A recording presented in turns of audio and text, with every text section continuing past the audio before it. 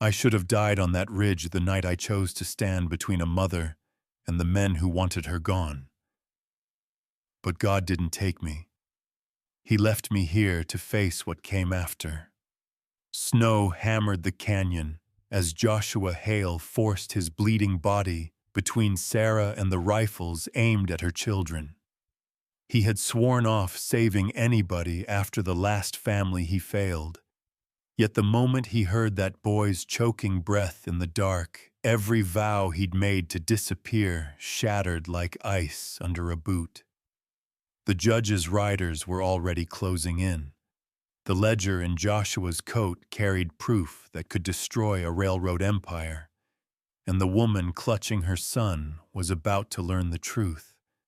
Her husband hadn't died in an accident. He'd been silenced. And the worst part? Joshua knew the bullet meant for her hadn't been meant to miss. Before the night ended, he would confess a sin he'd buried deeper than any grave on that mountain. If you're watching from anywhere in the world, comment your city below. And don't forget to subscribe and stay until the very end, because this story will break your heart before it heals it. The wind carved knives through the valley that Christmas week, pushing snow into hard ridges against the broken door of the Winslow cabin. Inside, Tommy's breath rasped thin as paper, each pull a fight his small chest was losing. His sister Emma held him tight against her coat, whispering, "Please, Mr. Lord, just let him breathe," the words shaking out of her like frost. Sarah Winslow knelt on the frozen plank floor, fingers cracked and bleeding as she pressed a rag against the gap in the wall where the storm kept reaching in. 3 hours now, the boy hadn't cried. 3 hours of silence in a child who should have been wailing. "God, don't take him." I said that once too. A boot slammed against the door. Then another. Snow fell from the rafters with each strike.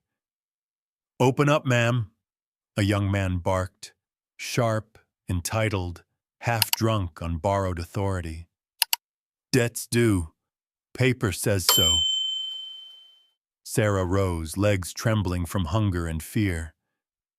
"Please, he can't breathe. Not tonight." Her voice barely made it across the room. James Wallace, son of the county judge, wrapped in a wolf fur coat he didn't earn, shoved the door inward. Cold hammered inside. 2 hired men flanked him, rough silhouettes in the blizzard glare. Tommy coughed, a wet, choking sound. Emma covered his mouth like she could hold life in with her bare hands. James waved a sheet of paper. "Law's clear. You're $40 behind. Land reverts by morning. Sheriff signs off at dawn." He smiled like it was a gift. "Unless you got something worth trading." Sarah's knees hit wood. She reached for his boot, shame burning her faster than the cold. "Sir, please, my boy." James pulled back like she carried plague. "That sick kid ain't my concern." Outside, snow groaned under a heavy step. Joshua Hale had been splitting, pine logs behind his small cabin on the ridge when the first gunshot cracked through the storm. He froze, axe mid-swing, breath steaming. The second shot came quicker, sharper, too close to be warning fire. He wiped the sleet from his brow. "Not again," he told the night, though the night never listened. I should have kept walking, but he already knew he wouldn't. He slung his rifle, stepped into the storm, and let the wind carry him toward the sound of crying swallowed by snow. Joshua reached the Winslow cabin just as James hauled Sarah by the arm, her thin frame bending like a grain stalk in a hard wind. He circled to the back, boots disappearing into drifts, and lifted the warped shutter enough to see Tommy's limp body trembling in Emma's arms. That was all it took. He kicked the door fully open, rifle leveled before the hinges even settled. "Let her go." James blinked, stunned that anyone dared interrupt him. "Who the hell—" "Didn't ask for names," Joshua said, voice flat, final, empty of decoration. Snow melted on his coat, dripping onto the floor like small seconds ticking away. James gestured toward the rifle. "My father's the judge." "Good for him." One of the hired men shifted, hand brushing the butt of his revolver. Joshua tilted his barrel an inch. "My hands shake in the cold. Bullet could go anywhere." The man froze. Sarah crawled back to her children, pulling them behind her like a shield God forgot to reinforce.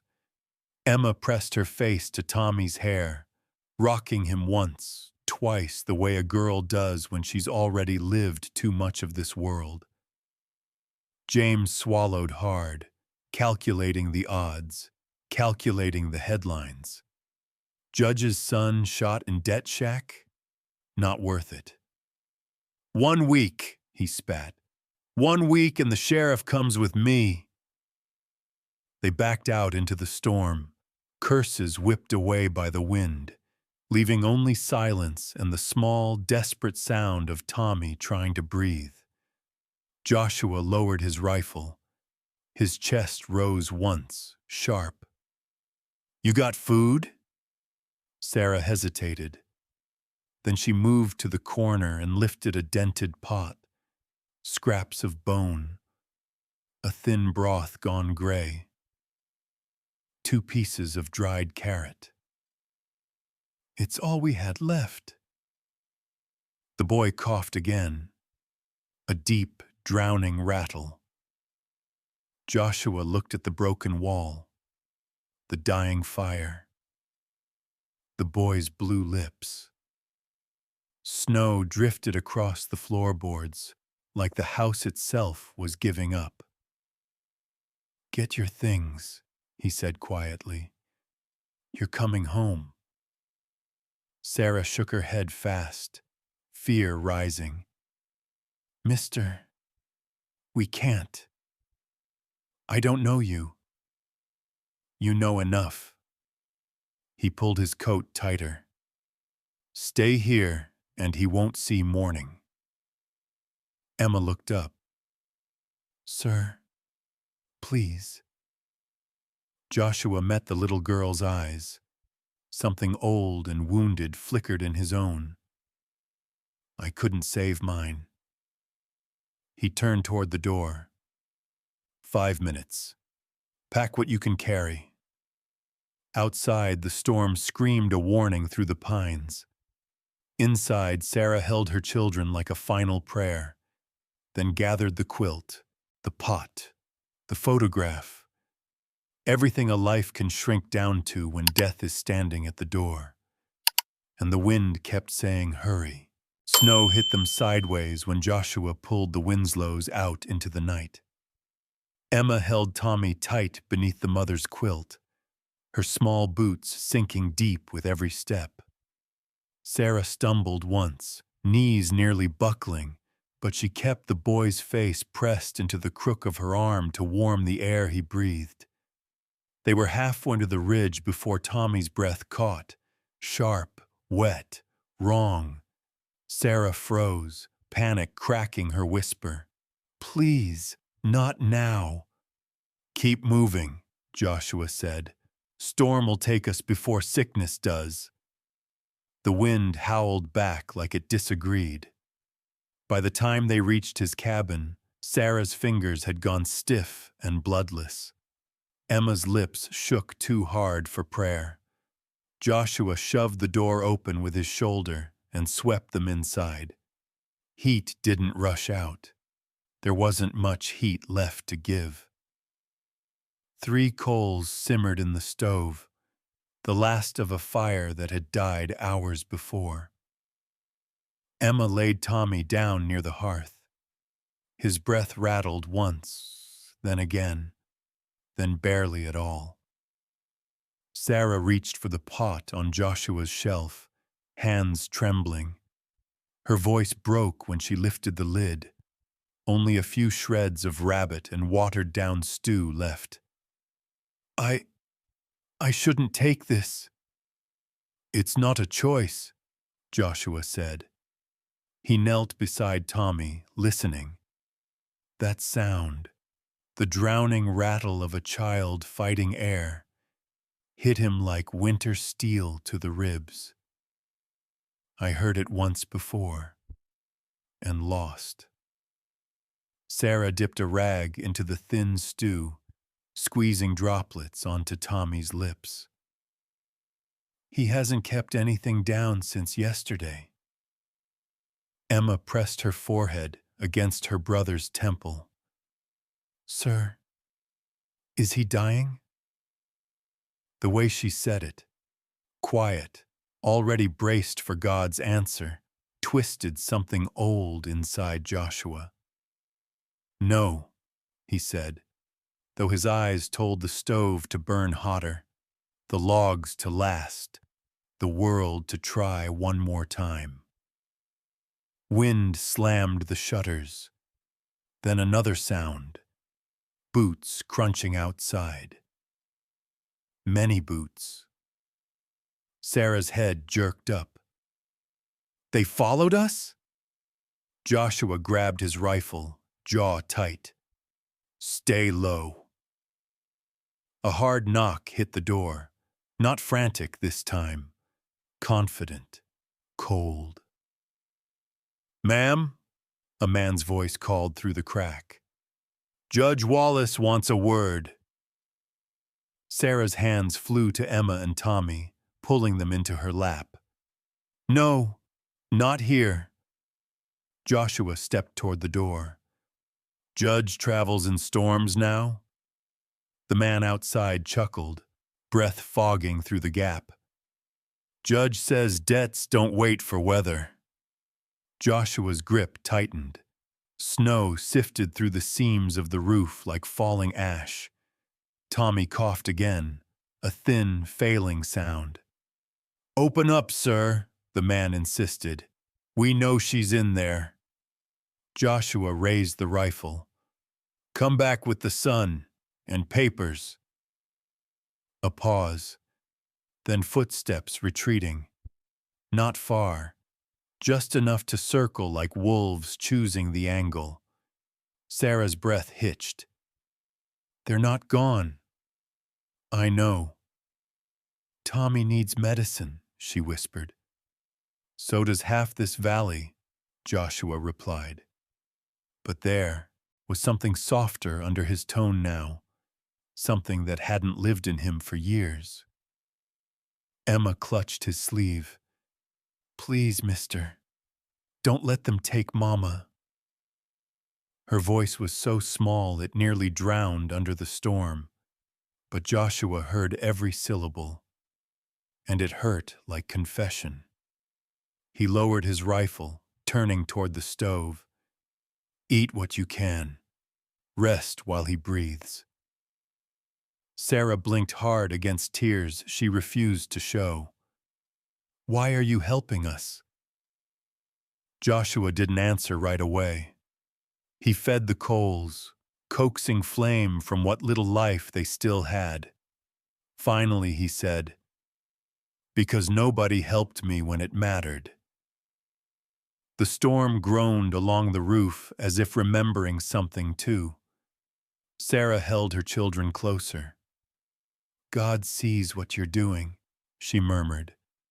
On Christmas week, he does. Joshua didn't look at her. Hope he sees faster than the judge. Outside, a distant whistle cut through the blizzard. Short, sharp, deliberate. A signal. Sarah's nails dug into the quilt. They'll be back. I know, Joshua said again, and this time his voice carried the weight of someone who'd already chosen the fight. Tommy coughed, choking on his own breath. The flames flickered. The world held its breath. And the cabin door shuddered once, warning them that morning and trouble was coming sooner than dawn. Dawn never really came that Christmas week. Just a thinner shade of gray pushing the storm aside long enough for breath. Joshua stood at the window of his cabin, watching the shape of 3 riders below the ridge. Judge Wallace's men, waiting for daylight the way scavengers wait for a fire to die. Inside, Emma tried to warm Tommy's hands between her own. The boy's fingers were icy. The blue sunk deeper under his nails despite the modest heat from the stove. Sarah fed him a spoonful of the thin stew. He barely swallowed. Half of it slipped down his chin. He's colder, she whispered. Joshua didn't turn yet. He watched the ridge, jaw tight. Storm's easing. They'll climb up soon. Sarah froze. Please, not while he's like this. Joshua finally looked back at them, at the quilt pulled nearly over Tommy's head, at Emma's trembling lips, at Sarah's cracked hands shaking around the spoon. She saw something shift in his eyes then, a decision forming, heavy as a hammer striking steel. He walked toward them, boots thudding softly on the plank floor. How long has he been eating scraps? Sarah swallowed. Since the first snow, I traded what we had left for kerosene. Then the kerosene ran out. Emma hugged Tommy closer, as if the little boy's breath might end if she loosened even a fraction. Mama boiled bones twice. Joshua crouched. He lifted the pot. The broth inside was barely more than cloudy water and broken cartilage. A muscle in his cheek twitched. I've seen children fade this way, and I couldn't save the last one. He lowered the pot, eyes landing on the sagging wall, the broken latch, the weak roof that whistled with every gust of wind. It wasn't a cabin. It was a coffin waiting for the final nail. Get your things, he said. Sarah blinked hard, unsure she heard him right. Sir,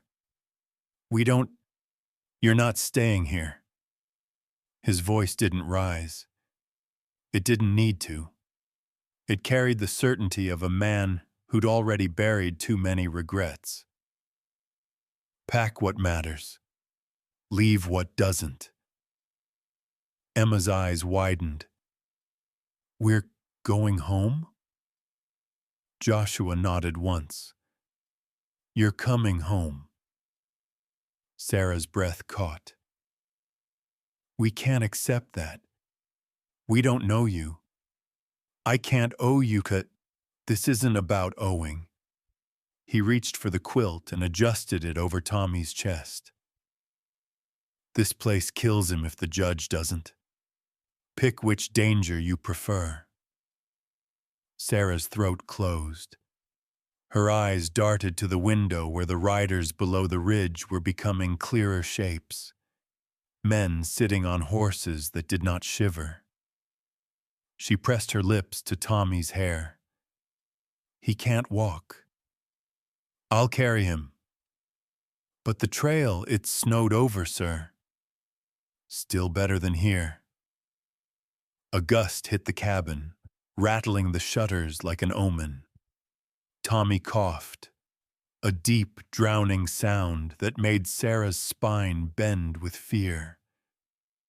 Joshua slipped his arms beneath the boy. Tommy's small body felt like a bundle of sticks wrapped in a quilt. He stirred weakly, whispering something too faint to understand. Sarah packed quickly. 3 bowls, the photo of her husband, 2 torn dresses, the folded pages of a diary she kept hidden from the judge's men. Emma gathered fire-starting scraps and their single metal cup. Joshua tightened his coat around Tommy. Emma, grab your scarf. Sarah, take the lantern. We leave now. Sarah hesitated only once, at the doorway. The cabin behind her felt like a chapter she had tried to survive, not live. The last of her pride clung to the threshold like a splinter. Sir, she whispered, edges of her voice cracked. Why are you really doing this? Joshua didn't look at her. He faced the white world outside, snow drifting like torn pages of forgotten scripture. No child should freeze before Christmas, he said, and no mother should watch it happen. Sarah closed her eyes. God bless you. He can bless us on the trail, Joshua replied. Move. They stepped out into the cold, the wind hitting them like a wall, carrying the faint sound of hooves climbing. Judge Wallace's men were coming, slow, sure, inevitable. Sarah tightened her grip on Emma's hand. Joshua adjusted Tommy in his arms, bracing him close to his chest. I won't fail this time. He started down the path toward the ridge, boots sinking deep into the snow, shoulders squared against the storm that wasn't quite done with them. Behind them, the old cabin groaned once and fell silent, like it knew they would not return. The trail vanished under the night's snowfall, leaving only the faint dips where deer had crossed before the storm thickened. Joshua led the way, boots cutting through drifts up to his shins. Tommy held against his chest beneath Joshua's coat. The boy's breath fluttered weak as moth wings against the fabric. Emma followed closely, gripping her mother's hand so tightly her knuckles whitened. Each time she slipped, Sarah yanked her back upright with more fear than strength. The wind pushed sharp needles of ice sideways, slicing every bit of exposed skin. The world had narrowed to white, breath, and prayer. Keep close, Joshua said without turning. Don't fall behind. Emma nodded, though he couldn't see it. Her voice came out small. Yes, sir. The snow deepened past the fallen spruce. Sarah sank almost to her thigh, gasping. Joshua turned fast, reached out, and pulled her free before the snow claimed her boot. You all right? She nodded, breath jagged. I'm fine. She wasn't fine. None of them were. And I knew that feeling too well. Tommy stirred then. A whimper pressed into Joshua's chest. His forehead was hot despite the cold. Sir, Emma said, already hearing what Joshua heard. I know. The path dipped into a narrow cut between pines. The wind died for a moment, replaced by the hush of too much snow settling on branches as that might fall at any second. Joshua shifted Tommy higher, keeping the boy's face close to the heat of his own neck. How long since he breathed easy?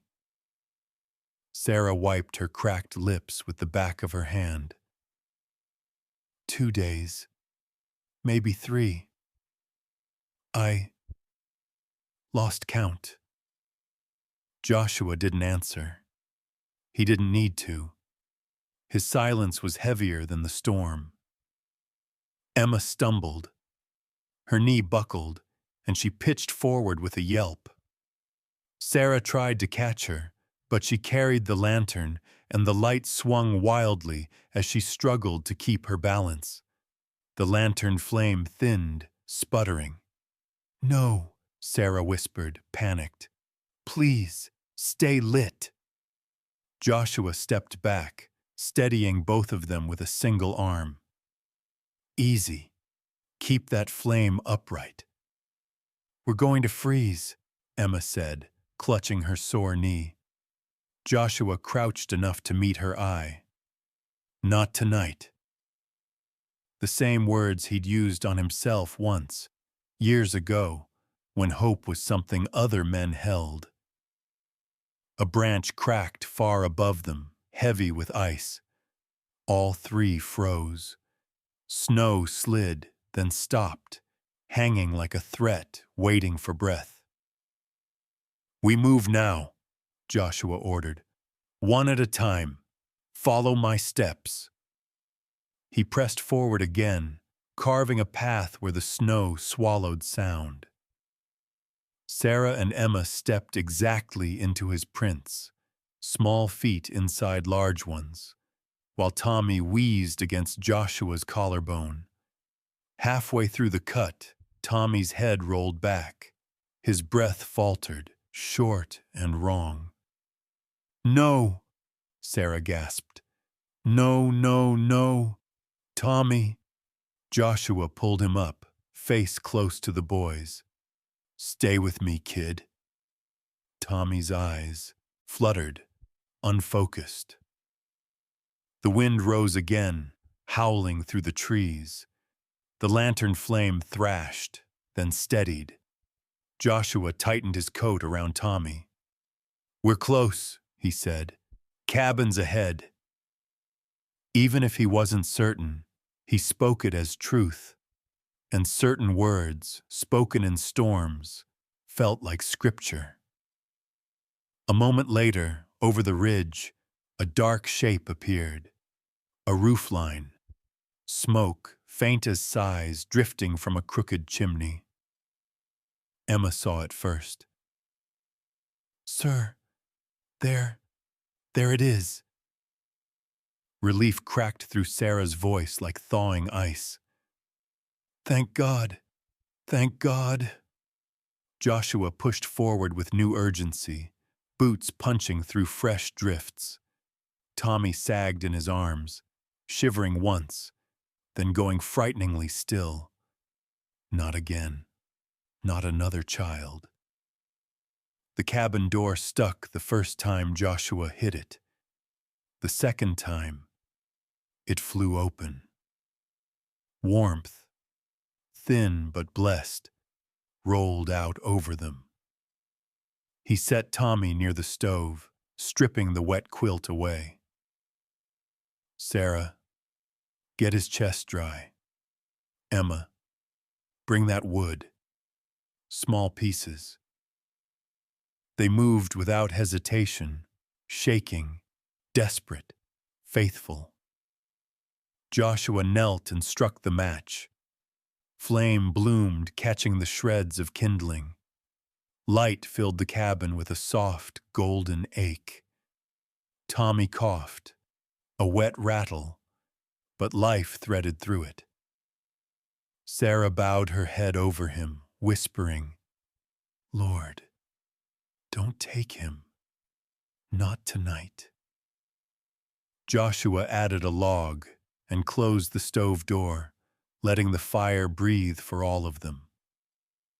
Outside, the storm slammed itself against the walls like a beast locked out too late. Inside, life pushed back, thin, fragile, stubborn as hope, and Christmas crept one breath closer. Night thickened early, settling over the ridge like a heavy coat of ash. Inside Joshua's cabin, the stove burned steady, its glow trembling across the worn floorboards. Sarah sat beside Tommy, warming a cloth, pressing it gently to his chest. Emma watched the flames, arms wrapped around herself, trying not to hear the boy's rattling breaths. For a moment, just a moment, peace hovered like fragile glass. Then the knock came. Not a plea, not a neighbor. A strike. Hard. Intentional. The cabin door jumped in its hinges. Sarah's breath hitched. Emma flinched. Tommy stirred, coughing wet into the quilt. Joshua stood up slow, hand closing around his rifle. "Stay back," he murmured. Another blow slammed the boards. Snow fell from the rafters. A muffled voice cut through the storm. "Ma'am, Judge Wallace sent for the woman." Sarah's hand flew to her mouth. "No. Oh, Lord, no." Joshua stepped to the door, stopping short of the crack. "Judge travels in the dark now." A low laugh seeped through. "Judge travels whenever the law requires. Debts due. She knows it." Emma pressed against her mother, trembling. "Sir, don't let them take us." Joshua shifted his stance, blocking the door with his body. "I've stood in this doorway before, and I failed then." He would not fail now. The man outside continued, voice smooth as iced whiskey. "We want no trouble. Send her out. Sheriff signs papers tonight." "Sheriff knows where to find me at dawn," Joshua said. A long pause followed, long enough to hear the storm gather its breath again. Then boots crunched in the snow, several pairs, moving apart, taking positions. "They're not leaving," Sarah whispered. "No," Joshua answered. "They're waiting." The lantern flickered on the table, its flame nervous. Emma rubbed her arms harder, teeth clicking. "Why do they want Mama so bad?" Joshua didn't answer. He checked the window slit. 3 men stood in the storm, coats pulled high, rifles slung but ready. Shadows on the ridge, shadows that didn't flinch from the cold. He lowered the shutter. "Because the land you live on isn't just dirt." Sarah looked up at him. "You know something." "I know Judge Wallace," Joshua said. "I know the kind of men who hide behind paper and call it law." The wind screamed across the eaves. Tommy coughed again, a brutal, tearing sound that bent Sarah forward as if pain had hooked deep into her spine. "We can't go out there," she whispered. "He won't survive 10 steps." "Then we don't go out," Joshua said. "Not tonight." Another knock, slow this time, heavy enough to promise consequences. "Final warning, sir," the man outside called. "Open up, or we take her by force." Joshua raised the rifle, voice calm as cold iron. "Try." Silence spread across the ridge. Then the footsteps retreated into the dark. Not far. Just out of sight. Waiting. Sarah let out a breath that broke, halfway. "They'll come back." "I know," he whispered. Emma crawled closer to the stove, eyes darting to the door as if expecting it to explode inward. "Mister, will they kill us?" Joshua didn't lie. If they could. Yes. Sarah gathered both children into her arms, her hands shaking but her back straight. Lord, give us strength. Joshua looked at the shuttered window, then at Tommy's small, failing chest. He wasn't a preacher, wasn't a saint.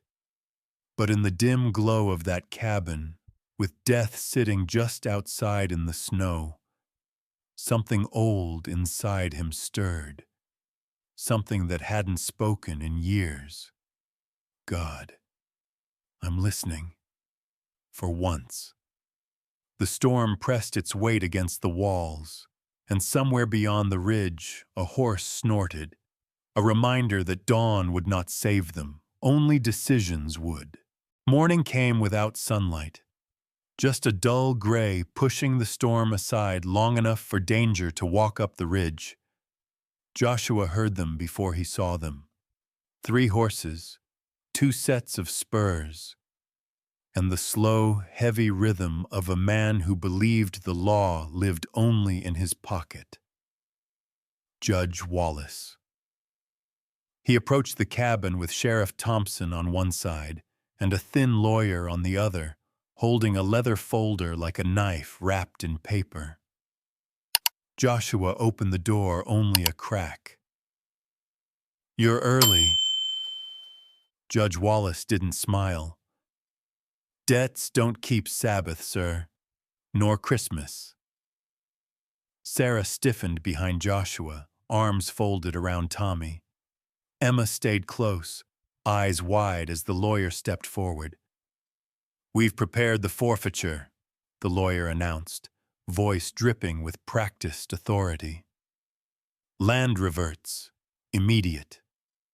Joshua's jaw clenched. Her husband paid that claim 10 winters. "Paid," the judge said, brushing snow from his sleeve. "But not enough. New valuation, new fees. You understand how progress works, Mr. Hale." The judge nodded, unimpressed. "Well, Mr. Hale, this property sits on an important line." Sarah frowned. "A line for what?" The lawyer answered too fast. "Right of way for—" Judge's glare cut him silent. Joshua caught it. "Say that again." "Nothing," Judge Wallace said. "Now step aside. The woman signs." Sarah held Tommy tighter. "I won't sign anything." "You will," the judge replied, "or the sheriff will escort you to town. Your children, too. We can't have squatters on railroad surveys." Joshua felt his pulse kick once. Slow, deliberate. Railroad. Always a railroad behind the rot. Sarah trembled. "My husband. He never said anything about surveyors." The judge's eyes slid toward her with something like boredom. "Your husband said many things, none of them helpful in the end. It was too sharp, too careless, too telling." Sarah swallowed. "He warned someone about danger in the mine." Her hands lowered. Slowly, she reached into her bag. "Sarah," Joshua murmured, warning in his voice. She ignored it. Fingers shaking, she pulled out a small cloth parcel, worn, frayed, kept close for too many months. She unwrapped it. A journal, thin, stained on the corners. Thomas Winslow's handwriting faded across the cover. Sarah held it to her chest. "My husband wrote everything down." Judge Wallace's expression flickered, barely, but enough. The lawyer stepped forward sharply. "Ma'am, that property is now court." Joshua raised his rifle an inch. "Back!" Sheriff Thompson shifted uncomfortably, eyes not meeting Sarah's. Something in his jaw tensed, as if he remembered the dead too. Sarah opened the journal to a page marked with a torn ribbon. She didn't read it aloud. She simply held it out so Joshua could see the line her husband had written. Brennan paid him. Judge approved. I won't stay quiet. Her breath broke. 2 days after that, the mine collapsed. The judge straightened his coat. Irrelevant. Hand the book over. No, Sarah whispered.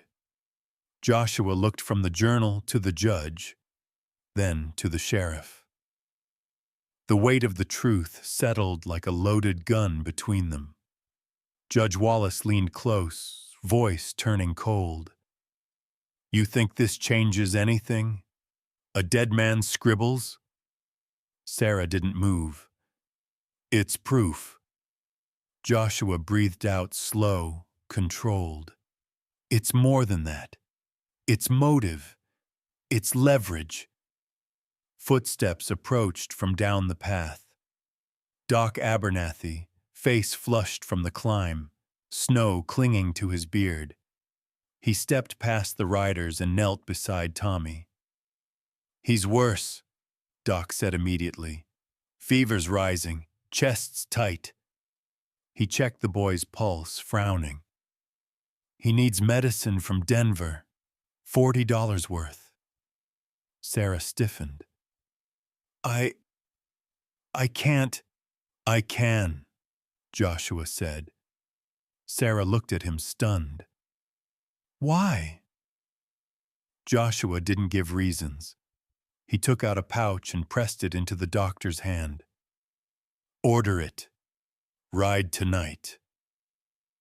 Doc hesitated, but only briefly.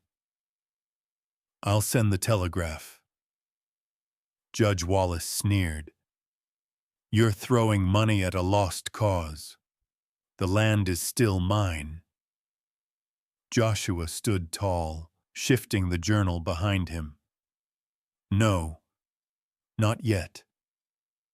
The judge's eyes narrowed. The lawyer stepped forward again. The woman still must sign. She won't, Joshua said, voice flat. Then the sheriff will take custody. Sheriff Thompson's hand hovered near his belt. He looked at Sarah, then at Emma's shaking shoulders, then at Tommy's faint, failing breath. He didn't draw. Judge Wallace hissed under his breath. Thompson! But the sheriff stepped back. Not today. Silence fell like snow between them. The judge reined his horse sharply. You've bought time, Mr. Hale. Nothing more. He turned. They rode off down the ridge, hooves cracking the crusted snow. Sarah clutched the journal, shaking. What do we do now? Joshua closed the door with a quiet finality. We find the rest of the truth. His eyes drifted to the window where the judge had stood moments earlier. I've chased worse men and lost more. Not this time. Outside, the wind picked up. Inside, the journal lay open on the table, waiting, heavy, alive. And trouble, already circling, began to close in. Night swallowed the ridge again, darker than before. Joshua moved like a man counting breaths, not his own, but the boys'. Tommy slept in short, shallow pulls, each one sounding more fragile than the last. Emma curled beside him, hand resting on his arm, as if she could keep him here just by touching. Sarah stood at the table, the journal open beneath the lantern. Its pages trembled in the draft, bending through the cabin door frame. She traced a line with her finger, whispering her husband's words. He warned them, and they buried him with it. Joshua strapped his holster tighter, checked the cylinder, checked it again. Sarah looked up sharply. "You're leaving." He didn't deny it. "You can't," she said. "Not tonight. Not alone." "The judge will cover his tracks before dawn," Joshua answered. "If Brennan keeps records, they won't stay where we can find them." He paused, looked at Tommy's chest rise, slow, ragged, time shorter than we think. Sarah stepped in front of the door. "Take me with you." "No. You need 2 people. I need you alive," he said, "and I need someone here to protect them if I don't walk back through that door." Sarah's breath caught. "Don't say that. I've seen what men like Wallace do when they feel the rope tightening." Her hand curled into a fist. "Then don't go. We take the journal to the marshal tomorrow. They'll intercept us," Joshua said. "The judge has riders on every road. We won't reach Fort Benton breathing unless we hit them with something bigger than a dead man's notes." Sarah swallowed. "What?" "Proof," he said.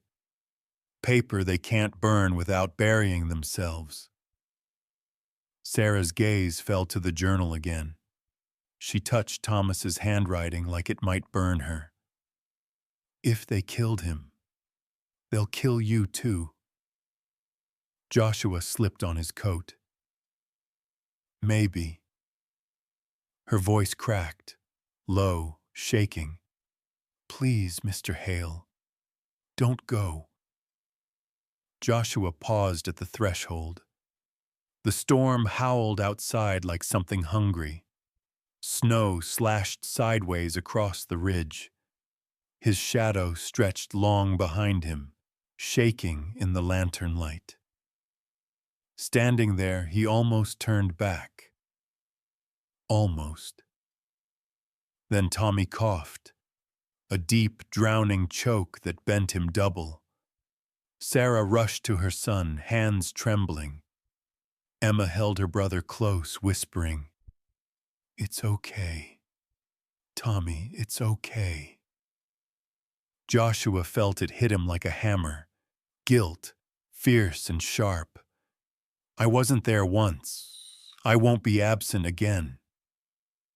He faced Sarah. "If I die, you take that journal to Doc. He'll get you to the marshal." She shook her head violently. "I won't plan your death."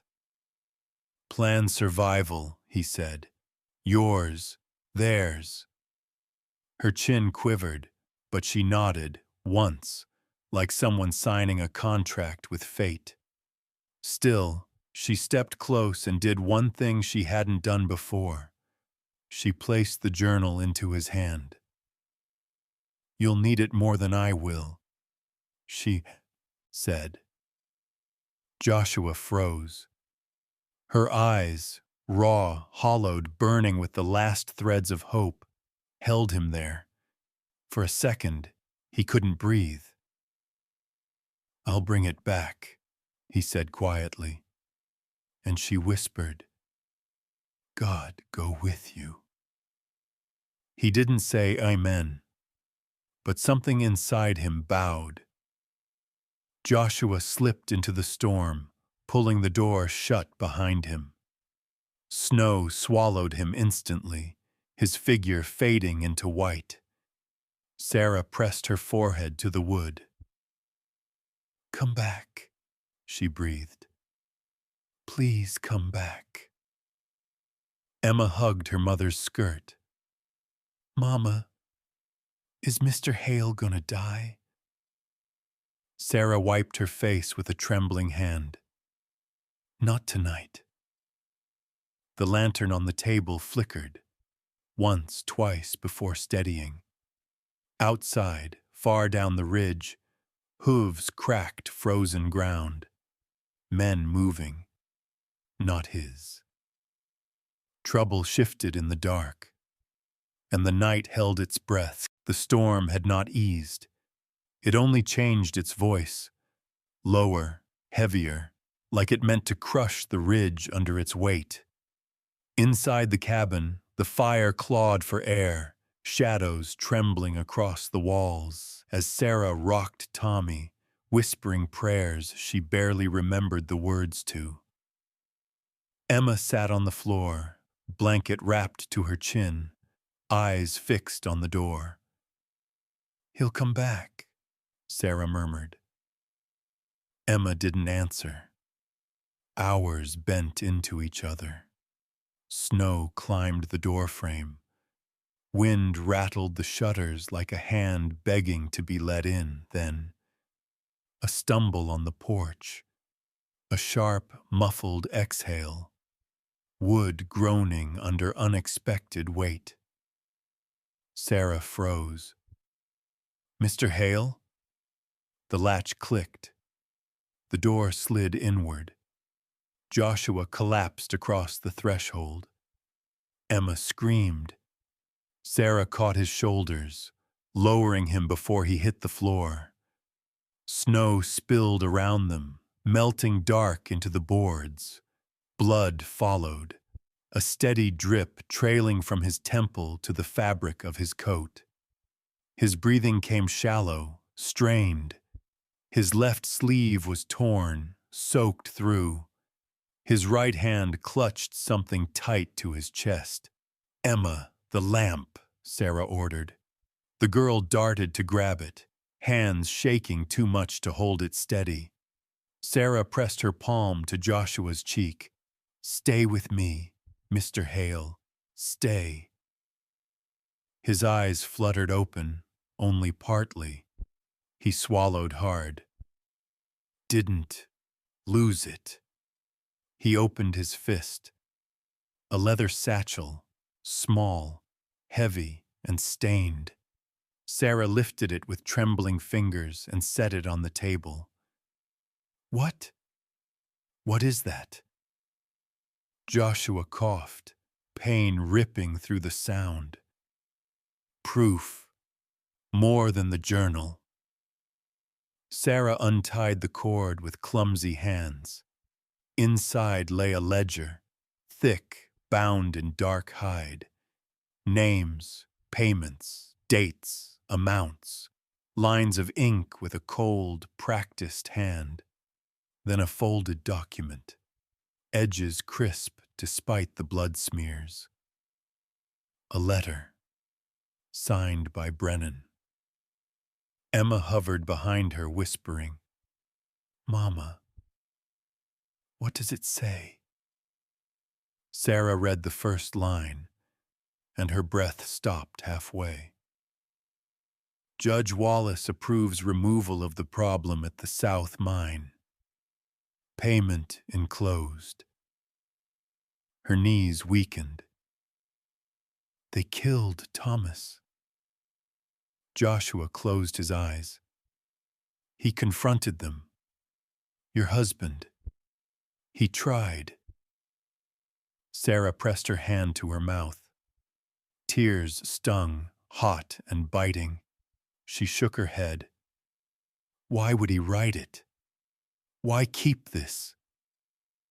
Joshua's voice rasped, low. "They keep records when they think no one can touch them." Emma wiped her face with the edge of her sleeve. "Are we gonna die too?" Sarah knelt in front of her daughter, gripping her arms. "No. Hear me. No." But when she looked back to Joshua, fear cracked beneath the surface. "What now?" she whispered. Joshua pushed himself upright, breath trembling with the effort. "We leave. Just before dawn. Fort Benton. Marshal Harrison." He blinked hard. "Lord, give me strength." "You can't ride like this," Sarah said. "You're bleeding." "It'll stop." "It won't." Joshua lifted the satchel. Again. forcing it into her hands. This gets us through the gate. This gets them to listen. Sarah stared at the ledger, at the ink that spelled her husband's death. Something shifted in her expression, grief sharpening into something leaner, meaner, steadier. "I should burn it," she whispered. "For the children. For safety." Joshua didn't look away. "If you burn it, they win." Snow slammed against the window. Tommy coughed in his sleep, the sound wet and painful. Another countdown, another warning the night didn't care to hide. Sarah closed the ledger, laid her hand on it like a vow. "We keep it," she said, "even if it kills us." Emma stared at her mother, half afraid, half proud. Joshua nodded once, jaw tight with pain. His vision blurred, but he steadied himself against the table. "Dawn," he repeated. "We ride." Sarah pressed a blanket to his bleeding side. "You'll ride nowhere unless you stay conscious." He managed a weak breath, almost a laugh. "I've stayed up worse." He hadn't. Not since the night I lost everything, he thought. Wind roared across the ridge again, shaking the cabin with the weight of what waited outside. Dawn was coming, but so were the men hunting him. They left before the sun even considered rising. The storm had thinned, but only enough to reveal the shape of the world. White, hard, merciless. Joshua rode ahead, posture stiff, pain buried deep beneath his coat. Sarah held Tommy in front of her on the saddle, Emma wrapped in blankets behind. Hooves cracked the frozen crust in sharp, nervous beats. Every sound felt louder than it should. Too loud. Too easy to trace. Sarah glanced back at the cabin disappearing into the gray. "Will they know we left?" "They already know," Joshua said. "Wallace keeps men on every ridge." Emma clutched her mother's waist. "Then where do we go?" "Away from the road," Joshua answered. "Into the cut. Follow my tracks. Don't stray." He turned his horse sharply toward the narrow break between two rock shelves, an old miner's path, barely wide enough for a rider. Snow drifted across it in thin ribbons. Wind knifed across their faces. Tommy wheezed against Sarah's chest. She tightened the blanket around him. His breaths came wet, shallow. "Easy, baby," she whispered. The path bent along a cliffside. Below, the canyon swallowed sound. Above, the ridge blocked the weak glow of morning. Everything felt close, suffocating. Then, a distant thud. A second. Hoofbeats. Joshua stopped, raised a hand.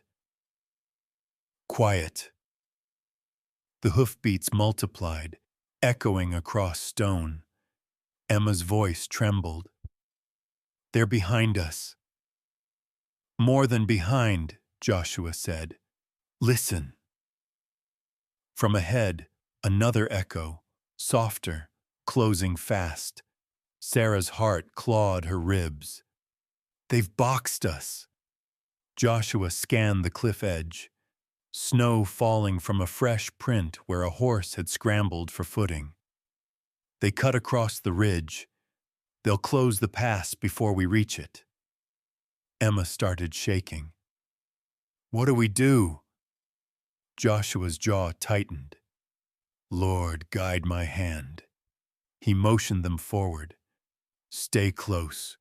We move now. They pushed into the cut. The path narrowed, kissing the canyon wall so tightly, Sarah scraped her boot against stone. The horses panted hard, hot breath turning to steam in the air. The hoofbeats grew clearer, above them, behind them, surrounding them. Tommy coughed, a choking, drowning sound. Sarah pulled him tighter, panic cracking her voice. We have to stop. Just 1 minute. He can't breathe. If we stop, Joshua said, we die. She hesitated. One heartbeat too long. A shout ripped down from the ridge. A man's voice. There, in the cut! A rifle cracked. The bullet sparked against rock inches from Joshua's head. Emma screamed. Joshua kicked his horse into motion. Go, go! They thundered through the pass, snow exploding beneath hooves. Another shot ricocheted. Another. Stone chips stung Sarah's cheek. Tommy gasped, unable to catch air. Please, Mr. Hale, Sarah cried. We have to stop or he'll...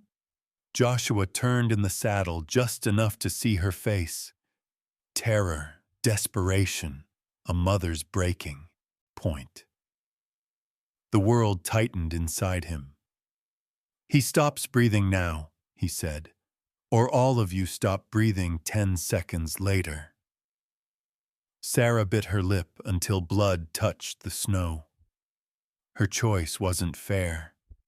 None of this was. But she nodded, holding her son tight as her tears froze on her lashes. They reached a small hollow in the rock, deep enough for 2 horses, barely enough shadow to hide. Joshua motioned hard. In. Quiet. They slid into the hollow just as 3 riders appeared on the ridge above. Their silhouettes moved across the cliff edge like wolves scanning for heat. One rider dismounted, crouching, scanning the cut. Sarah held Tommy close, covering his mouth with her sleeve so the sound wouldn't escape.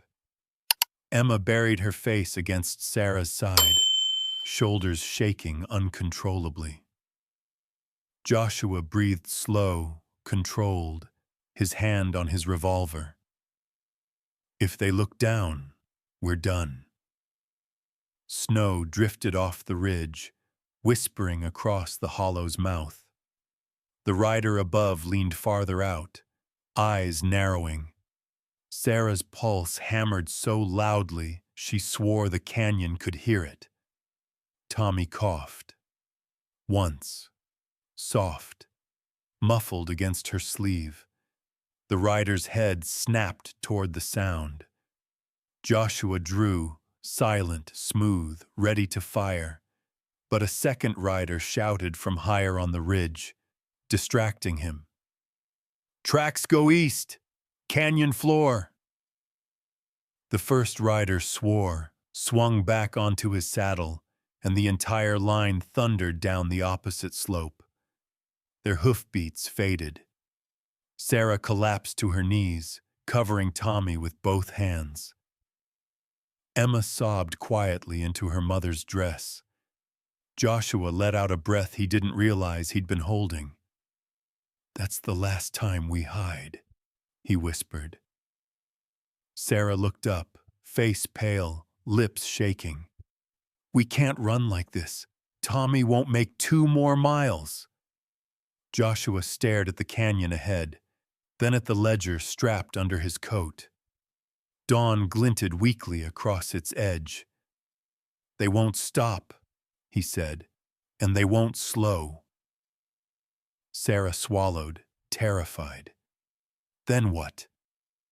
Joshua tightened the reins. We outsmart them. He glanced at the narrow path leading toward Devil's Pass. Dangerous, steep, deadly if a horse slipped.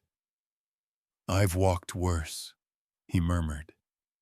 "God keep us upright." Behind them, the wind carried distant hoofbeats again. The hunt wasn't over. It had only begun. Devil's Pass earned its name long before they reached it. The canyon walls rose like broken teeth, narrowing into a stone throat barely wide enough for two riders. Snow sheeted off the ledges above, whispering threats of something worse. Joshua slowed his horse at the entrance. "Stay close. Don't look down." Emma looked down anyway.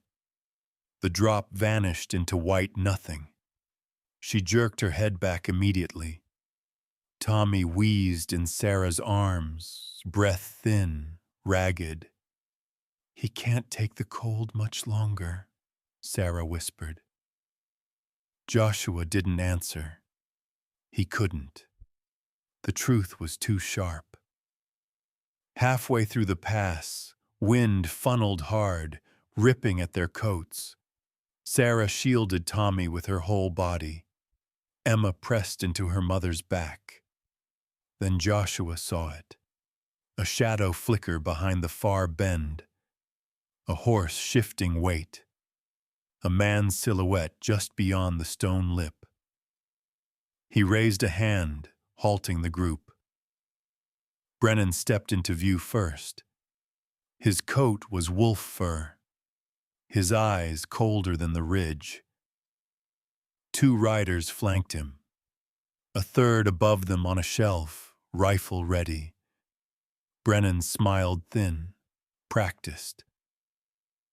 "Mr. Hale, you've made my morning." Joshua kept his voice steady. "Move aside." "Can't do that," Brennan said. "Judge wants the woman. I want what's in your coat." Then everyone walks home. Emma stiffened. Sarah held her daughter tight. Joshua scanned the ridges. One shooter above, two below, Brennan in the center.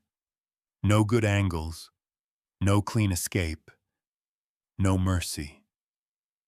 Brennan extended his hand. "The satchel." Joshua didn't blink. "You want it? Come take it." Brennan laughed softly. Such courage from a man bleeding through his sleeve. Snow drifted between them, quiet as ash. Sarah whispered, "Please, don't fight them here. The horses." Brennan raised a finger. "Hush now, ma'am.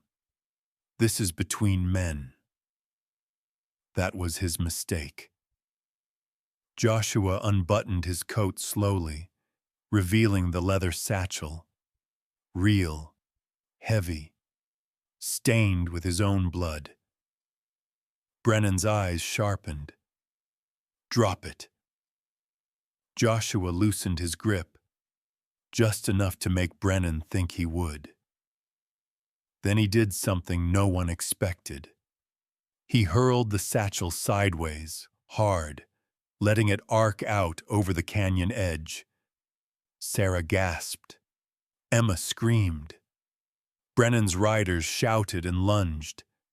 Snow exploded where the bag hit the ledge and bounced. Just once. Then it vanished into the abyss. Brennan's face twisted. "Are you insane?" Joshua's voice stayed flat. "Maybe." The shooter above pivoted his rifle toward Joshua, cursing. Brennan spun, pointing furiously. "Get down there! Find it!" But there was no down.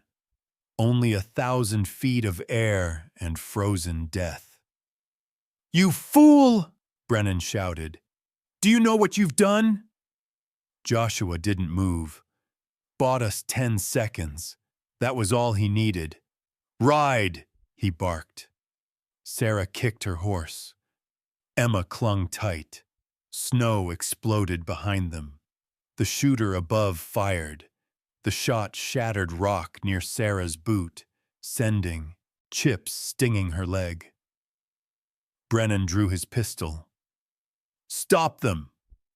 Joshua swung his horse sideways, blocking the narrow path, firing once.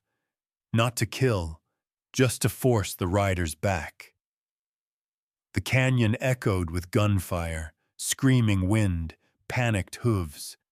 Sarah's horse slipped on a slick patch, skidding dangerously close to the edge. Emma cried out. Joshua reached, grabbed the reins, yanked them back to balance. Go! He roared. They tore through the rest of the pass, snow blinding, hooves striking sparks on stone. When they finally burst into open ground, Sarah gasped for air, her whole body shaking. Where's the proof? Joshua, what have you done? Joshua pulled his coat open.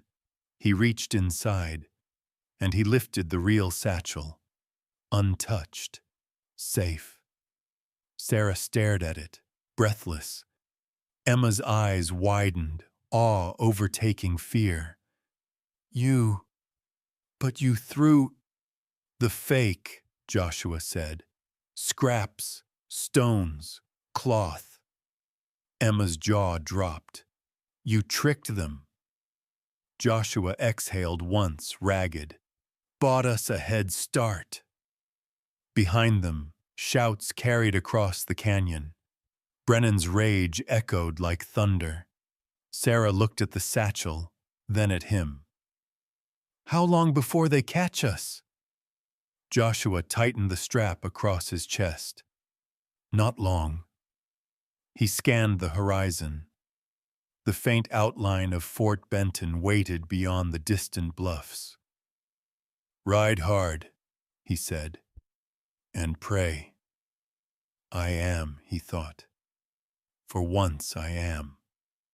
They pushed forward again, snow rising in plumes behind them. Because Brennan wasn't finished. And the pass, now silent again, felt like it had swallowed something alive. Fort Benton did not appear as a sanctuary. It appeared as a shape in the storm, a darker gray rising from white nothing, walls buried halfway in snowdrifts, lanterns trembling along the parapet like shaken stars. But to Sarah, holding Tommy's fading body against her chest, it was the only miracle left on earth. Joshua barely kept his seat in the saddle. His coat had frozen in jagged sheets where blood met wind. His breaths came staggered, slow, like each one needed permission to keep going. Emma rode behind her mother, eyes raw, face pressed into Sarah's back. She whispered into the wind, as if praying so God wouldn't hear her fear. Please keep breathing, Tommy. Please. The gate guards finally saw them. Hold! 2 rifles snapped toward the riders as shadows took shape in the gray. Joshua raised his voice through the wind. Marshal Harrison! Immediate! The guards hesitated. Then one peeled off and ran along the catwalk, boots pounding wood. The other kept his rifle trained, though his eyes softened when he saw the bundled child in Sarah's arms. Ma'am, bring him in, quickly. The gate groaned open, snow spilled with it, swirling into the courtyard like ghosts. Sarah slid from her horse.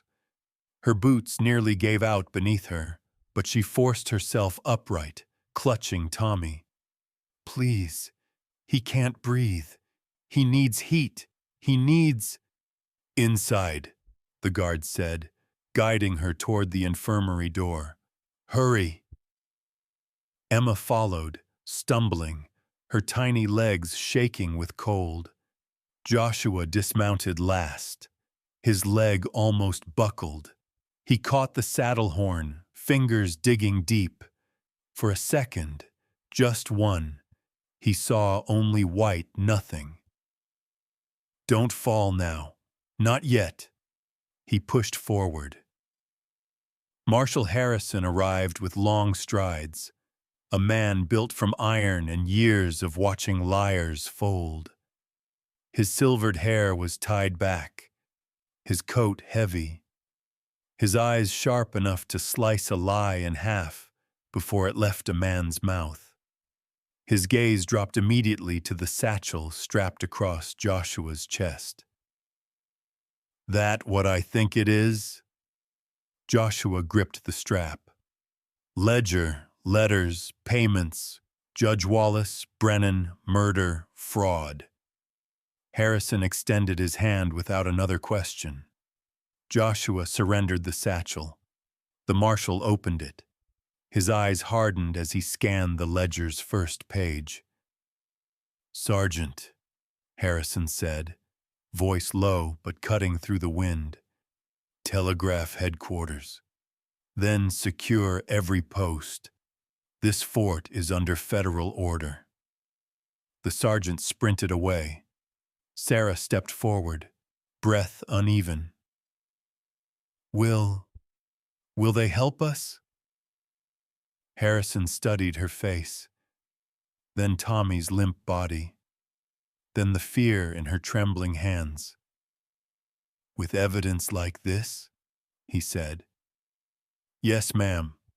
Washington listens when paper bleeds." Only then did Sarah's knees soften, a sound leaving her chest that wasn't quite a sob, just release. The medic guided her quickly inside. Emma stayed by Tommy's side, wiping frost from his lips. Joshua leaned his chausson, weight onto the doorway, breath heavy. Sarah touched his arm. "Sit. You're hurt." "I'm fine." He wasn't. Blood seeped warm under the frozen crust of his coat. His fingers trembled. The medic returned, face grim. "Get him inside, too." Joshua pushed off the wall. "Not yet." Before Sarah could protest, a horn blared across the yard. Long, sharp warning. Soldiers snapped to attention. Rifles raised. Shadows scurried across the ramparts. Harrison spun toward the gate. "Positions! Now!" The second horn echoed, this one closer, meaner. Hooves thundered beyond the fort's walls. Sarah gasped. "They followed us!" "No," Joshua said. "They hunted us." The gate rattled as riders slammed into it from the outside. "Open this gate!" a man roared. "Now!" Harrison stepped to the parapet. "Fort Benton recognizes no authority except federal. Back off." The reply was a rifle shot that splintered the top beam. "Return fire," Harrison commanded. Two soldiers leaned out and fired. The courtyard erupted. Shouts, gunfire, the crack of hooves struggling in deep snow. Sarah shielded Tommy, curling her body around him as she crouched behind a supply crate. Emma pressed close, quivering. One rider burst through the half-closed gate. A mad charge, pistol out, eyes wild. Joshua moved first. He threw his body in front of Sarah and the children, firing once. The rider tumbled sideways, falling dead in the snow. Another man leapt from his horse, sprinting toward the infirmary entrance, toward Tommy. Joshua stepped into his path, but his side screamed as the wound reopened. The man raised his gun. Emma screamed, "Mr. Hale!" Joshua fired. The attacker folded, sliding across the yard. But the worst one, the one with the precision, climbed onto stacked crates near the inner gate. A sniper. His rifle aimed straight at Sarah. Joshua saw it too late. "No!" He lunged, grabbing her shoulders, forcing her down beneath him just as the rifle cracked. The bullet smashed through the door frame, splinters exploding like needles. Sarah felt Joshua jerk hard. Blood misted across the snow. "Mr. Hale!" she cried, voice breaking as she caught him before he fell. He grit his teeth, breath torn. "Not again. Not when I finally showed up." He fired blindly toward the crates. Harrison's men converged, dropping the sniper with 3 clean shots. The yard went still. Smoke hung heavy. Snow drifted quietly over bodies, blue coats and outlaw coats together.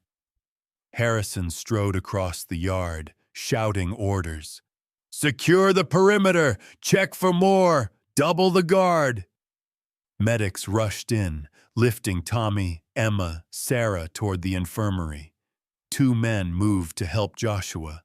He pushed them weakly away. "Help them first! You're bleeding out!" the medic snapped. Joshua's vision wavered. He looked at Sarah, her cheeks streaked with fear, her arms around both children. He looked at Tommy, barely breathing. He looked at Emma, crying silently. Then he nodded once. The medic caught him as his knees buckled. "Easy, sir. Stay with me." Sarah grabbed Joshua's hand, pressing it against her cheek. "Please, don't leave us, please." His lips parted, barely moving. "I'm here."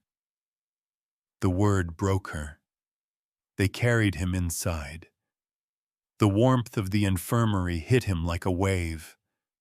Lanterns, hands, orders, cloth ripping, blood pooling.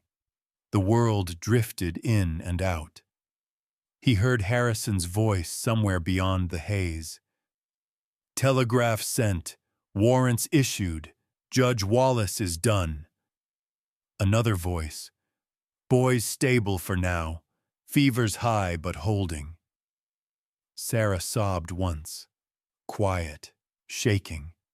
Then a medic pressed a hand to Joshua's chest. "Stay awake.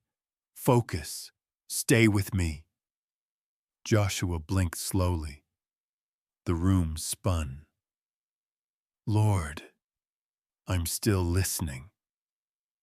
Then everything went dark. But just before the darkness swallowed him, he heard Tommy cough, weak but alive. It was enough. Dawn broke sharp over Fort Benton, thin, pale, brittle, the kind of morning that didn't promise warmth, only clarity. The storm had passed, leaving the world scraped clean, cold as cut stone. Inside the infirmary, Joshua Hale woke to the smell of carbolic and burned cloth. Pain throbbed under the bandages wrapping his ribs and shoulder, a deep, pulsing ache. His vision swam until the lantern beside his cot steadied. Sarah sat nearby, elbows on her knees, hands clasped in silent prayer. Emma slept curled at the foot of Tommy's cot. The boy's breathing was thin, but steady, a soft whistle instead of the drowning rasp from before. Joshua closed his eyes. "Thank you." When Sarah noticed him awake, she rose. "You shouldn't be sitting up." "I'm not," he muttered, though he was. She didn't smile. She'd run out of smiles days ago, but the line of her jaw softened. "Marshal Harrison wants you both in the courthouse. The hearing is today." "Today?" Joshua asked. Before Wallace's men try anything else, she said. They won't get another night. Her voice trembled, but her spine didn't. The courthouse was small. One room, wood-paneled, the seal of the territory nailed crooked above the judge's bench.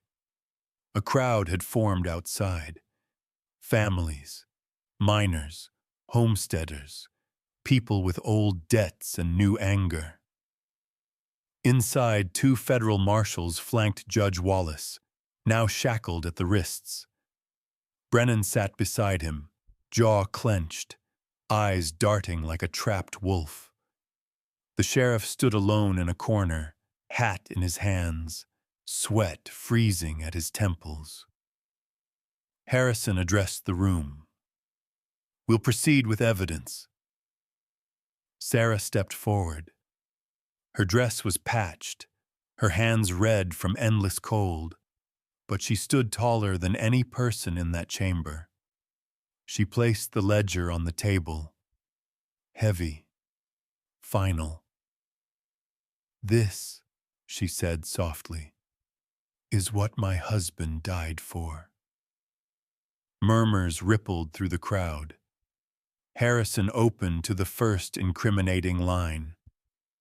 Judge Wallace authorized the removal of Thomas Winslow. Payment issued to Brennan. A woman in the crowd gasped. A man cursed. Wallace lifted his chin. The entries are forged. No, Sarah said. Look at the handwriting. Look at the signatures. Look at... Her voice faltered. Her thumb slid across her wedding ring.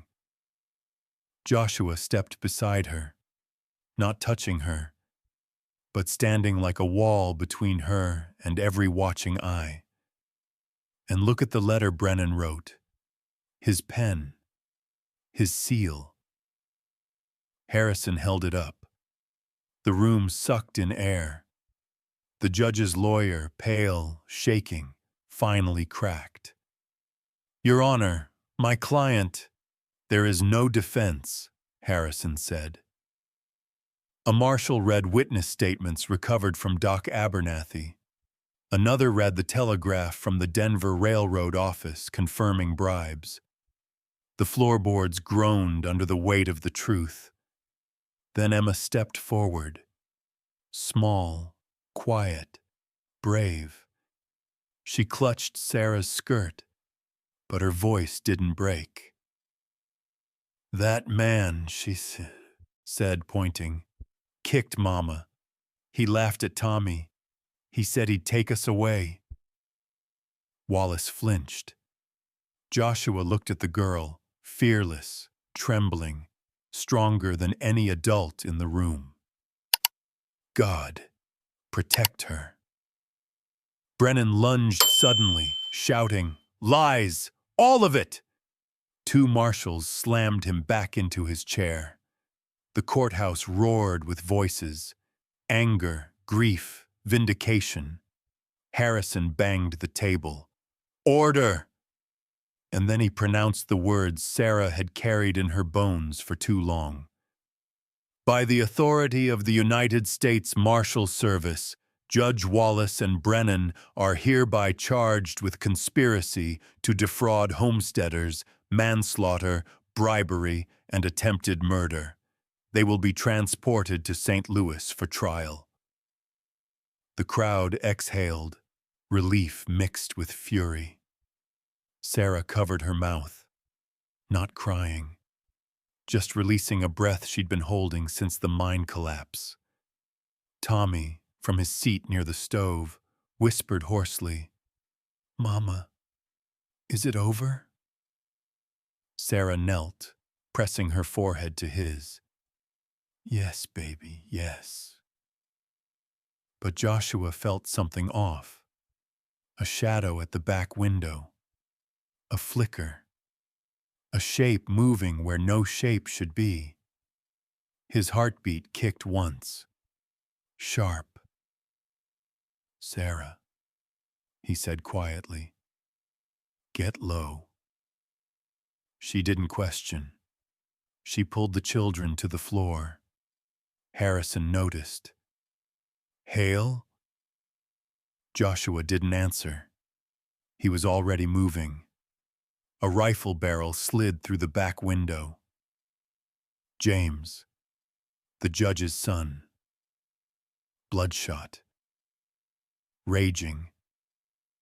A cornered animal. He fired. Glass exploded. Wood splintered. Harrison ducked. Marshals dove for cover. James aimed again, this time at Sarah. Joshua didn't think. He threw himself between her and the bullet, knocking her aside, shielding her with his whole weight. The rifle cracked. Heat tore through his side. Pain like lightning lit his ribs, lifting him off his feet. He hit the floor hard. Sarah screamed. Emma crawled toward him. Tommy sobbed into her sleeve. James's second shot would have finished it. But Harrison fired first, a single controlled round. James spun, staggered, collapsed against the doorframe. Silence fell over the courthouse like snow. Sarah crawled to Joshua, hands shaking uncontrollably. Joshua, stay with me, please, please. He gasped, fingers curling weakly into her sleeve. His blood stained her dress. His breath hitched, shallow. You all right? He whispered. She shook her head fiercely. You're the one bleeding. I've been worse. Lie. He looked at the children, at the stove heat warming Tommy's cheeks, at Emma gripping his coat, at Sarah, her eyes raw, terrified, alive. He forced one last breath into full words. I'm not leaving. She broke then softly, bending over him, her tears mixing with the dust on the courthouse floor. Joshua survived. Barely. 3 days in the infirmary. 2 surgeries. Fever. Pain so sharp it split his dreams apart. Sarah never left. Emma slept on the floor at his feet. Tommy breathed easier each day as the medicine arrived from Denver. The fort grew quiet. Safer. On the 4th morning, Joshua stepped outside, slow, stiff, supported by Sarah's arm. Snow glowed gold in the sunrise. The ridge was calm. Homesteaders gathered around him. One man raised a hammer. Fence is down, we'll rebuild it. A woman added, kids need a school. This land could hold one. A miner spoke up. Town needs laws, real ones, fair ones. Sarah looked at Joshua. He looked back. Her voice was soft. You don't have to lead them. I know. But they need you. He nodded once, exhaling into the cold morning air. I'll stay. Sarah let out a breath, shaking, relieved, like she'd been waiting for those words since the moment he said, "Get your things." Joshua turned toward the ridge. The sunrise cut the snow in long, warm bands. A home, he thought. Not just for them. For everyone who'd been left behind. When the long winter finally loosened its grip on the valley, and the last patches of ice pulled back from the fence posts, folks around Fort Benton began to speak of that season in quiet voices, like a chapter they lived together. They remembered the storm. They remembered the fear. But most of all, they remembered the courage of a mother who refused to let her children be forgotten, and a man who found his way back to the world by standing between goodness and the darkness that chased it. Joshua healed slow, the way older wounds sometimes do, 1 inch at a time, like the Lord turning the pages of a book. He meant you to read with care. Sarah stayed by him, not with urgency anymore, but with a steady presence that felt like a warm lamp left in the window. Emma brought him water by the cup, proud as anyone could be.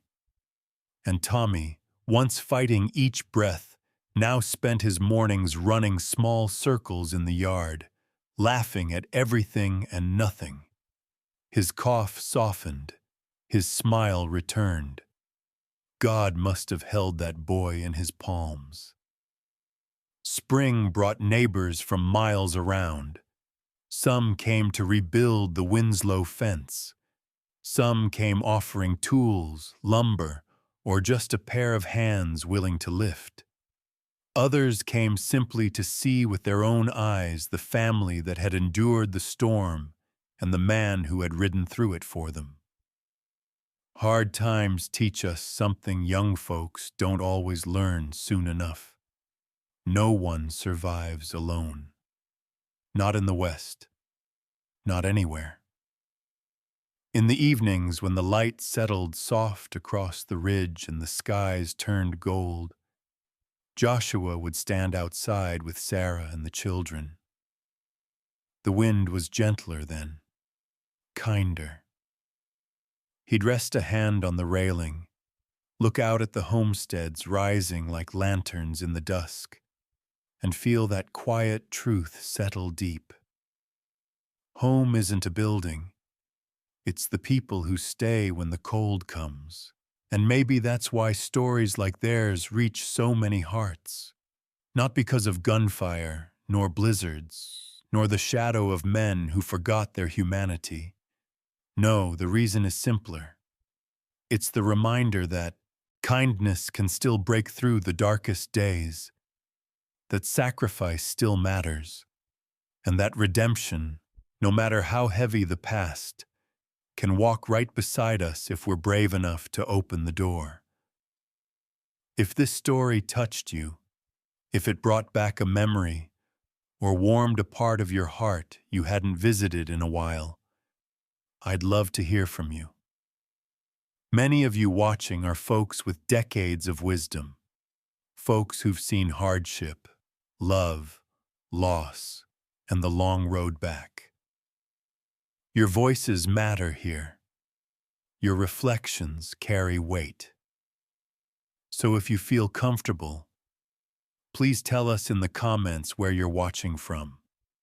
It's a blessing to see how far these stories travel, how they gather people from different towns, states, and even countries into one shared moment.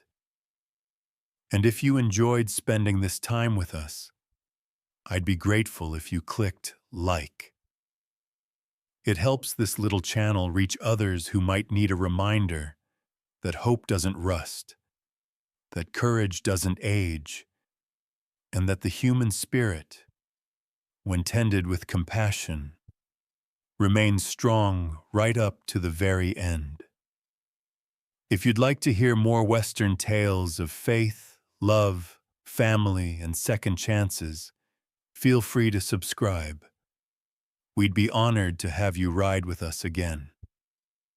Every week, we share another story meant to comfort, inspire, and uphold the values so many of you grew up with, values worth keeping alive. Thank you, sincerely, for spending a piece of your day with us. May the Lord bless you, keep you warm, and guide your steps gently. And until our next story, take care of yourselves and take care of each other.